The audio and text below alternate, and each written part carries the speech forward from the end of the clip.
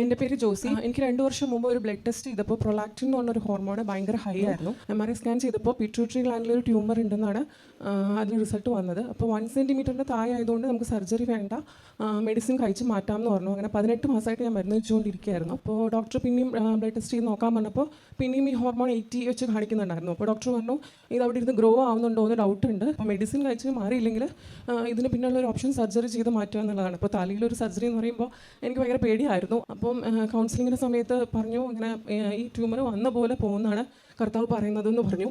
പിന്നെ അച്ഛൻ ഇവിടെ ട്യൂമറിൻ്റെ കാര്യമൊക്കെ പ്രാർത്ഥിക്കുമ്പോൾ ഞാൻ പ്രത്യേകം പറയുമായിരുന്നു എൻ്റെ തലയിൽ ഇതൊന്ന് മാറ്റി തരണേ, ഒരു സർജറി ഒന്നും താങ്ങാനുള്ള ശക്തി എനിക്കില്ല എന്ന് പറഞ്ഞ് പ്രാർത്ഥിക്കുമായിരുന്നു. അങ്ങനെ കഴിഞ്ഞ ആഴ്ച വന്ന ധ്യാനത്തിൽ അച്ഛൻ ഇങ്ങനെ പറയുന്നുണ്ടായിരുന്നു, എന്തോ ഒരു കാര്യത്തിനെ പറ്റി അമിതമായിട്ട് ഉൾക്കൊണ്ടപ്പെടുന്ന ഒരു വ്യക്തിയെ ദൈവം തൊടുന്നു, ആ കാര്യം പൂർണ്ണമായും കർത്താവിന് വിട്ടുകൊടുക്കാൻ പറയുന്നു എന്ന് പറഞ്ഞു. ഞാൻ പോയി MRI ചെയ്തു. അങ്ങനെ റിസൾട്ട് വന്നപ്പോൾ അവിടെ ഒരു ട്യൂമറെ കാണുന്നില്ല, നോ അബ്നോർമാലിറ്റീസ് ഫൗണ്ട് എന്നാണ് റിസൾട്ട് വന്നത്.